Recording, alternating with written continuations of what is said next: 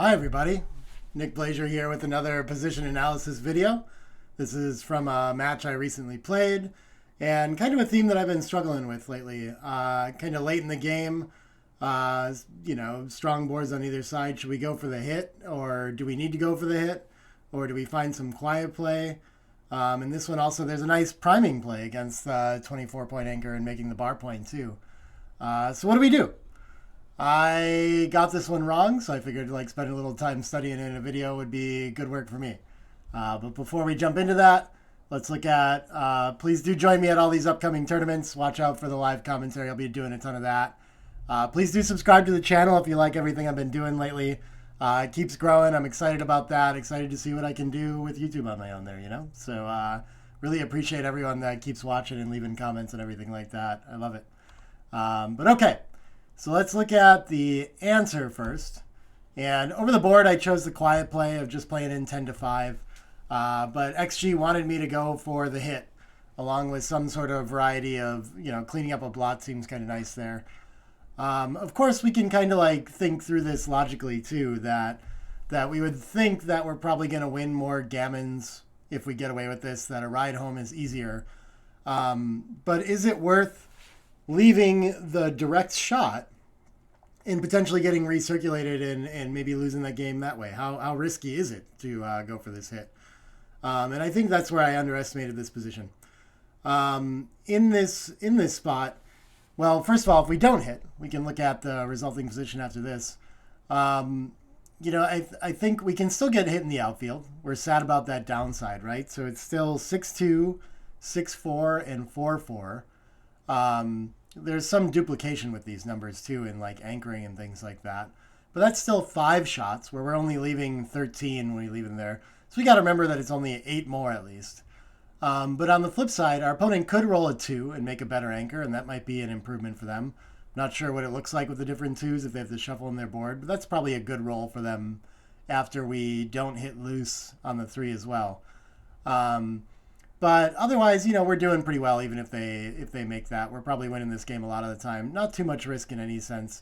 Even if they hit us too, we can, potentially pick up a blot back here or enter on the 5, and we still have time to win this game. So playing quiet seems reasonable. I don't feel like under a lot of pressure to go for it. But we do win a lot more after this play. And I think the biggest difference that I noticed in this position is that, the downside isn't so huge on being hit. I think we're still going to be mostly, of course, we don't like it when we get hit, but we're going to be doing okay for all the reasons I mentioned already. I'm not sure that it's, what are the, when our opponent does hit on the 3, what's the other number going to look like is kind of a problem here too, right? They're going to leave a blot there. They might create another blot in the outfield. We might win more gammons that way too.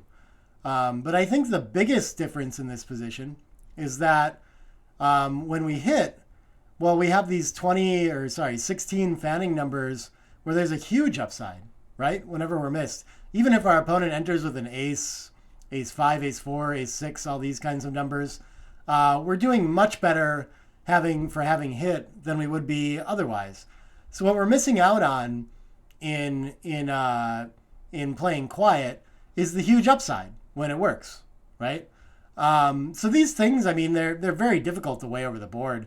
And I still struggle with this in endgame scenarios about how to know when to do it and when not to.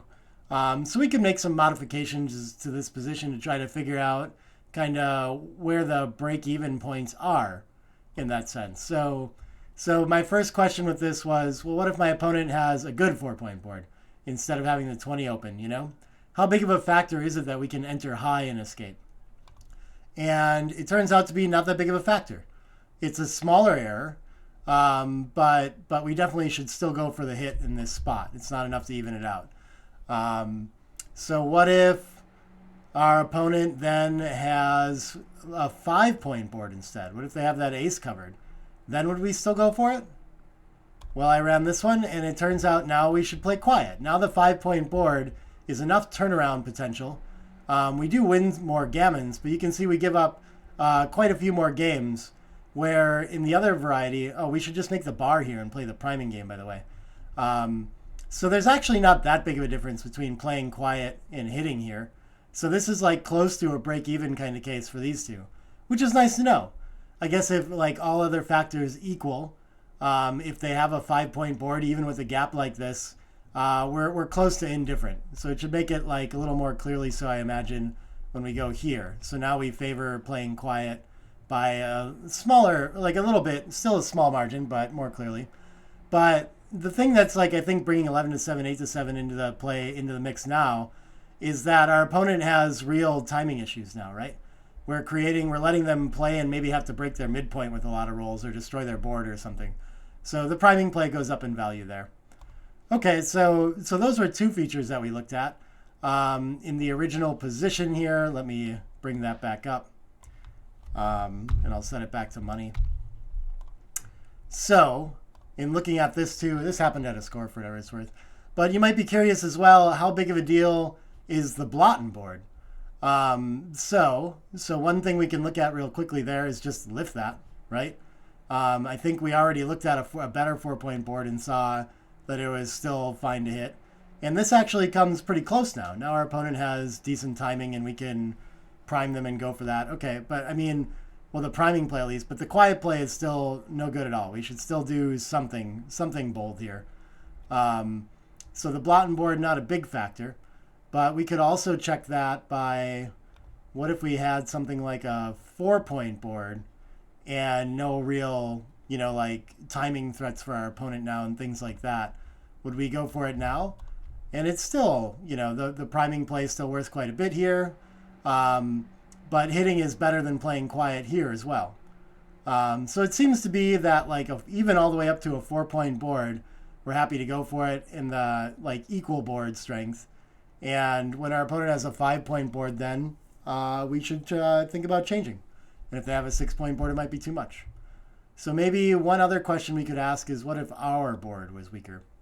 What if we didn't have the 2 point yet? And so the upside is a little bit less on getting away with it or something like this. Does this change things around? Yeah, so now that we have a weaker board, we have to play quiet. So maybe the rule of thumb that I'll use and try to apply in this spot is that if we have equal boards, that we can go for it. And if we have a weaker board, then we should not anymore. And it doesn't really matter about exact board strength, but 3 to 4 to 5 points probably works well. Let's see if our original structure that's a little bit weaker still follows that. And now they're almost break even here. Okay, so our pure 3 point board, this is something I've seen quite a bit too, that this particular, the rack, can be close to as strong as like a gappy 4 point board too. So these are still pretty close to even, and another break even point we found there. So yeah, I think this is the best way to kind of get a better feel for these positions. I don't think, maybe I could go through some math and try to figure out how to weigh the pros and cons. But for me, coming up with some sort of intuitive rule like this is just the easiest way to manage these positions for me. It's maybe some memorization and kind of difficult to remember in a spot like this. And so I still get tripped up by these quite a bit. But you can use this technique. See if playing around with the positions and adjusting the board strength, the flexibility, number of checkers back might be another fun one. All these things are quite valuable for figuring out. So maybe another one that would be fun would be something like this. Now would we go for a hit? I guess the race is not as locked up, so it's a little scarier not to. We leave a decent number of shots, but yeah, here playing quiet is a little bit better because our opponent's board is stronger, even though they don't have an anchor to fall back on now. So it doesn't seem to have so much to do with the ace as all these board strength principles, which is interesting, right? That's a thing that definitely throws me off about these kinds of positions, is that it seems like it's less valuable to go after this when our opponent has an anchor and can't be closed out anyway. But we can see in the numbers here that the value is still quite high, that we still win a lot more games and a lot more gammons when we take a stab at closing out the 3 point now and freezing our opponent's motion and finding that smooth ride home, which we might have a very hard time making it if they roll a deuce, of course, right away, or if we just go for the distribution of this 10 to 5 play and don't, we might have to hit lose soon anyway, right? So yeah, I'll leave this one at that. I hope that kind of helps you with thinking about these styles of positions, and good luck in finding this over the board yourself next time should it come up. And hopefully you can avoid big blunder like I made. Thanks, everybody. Bye for now.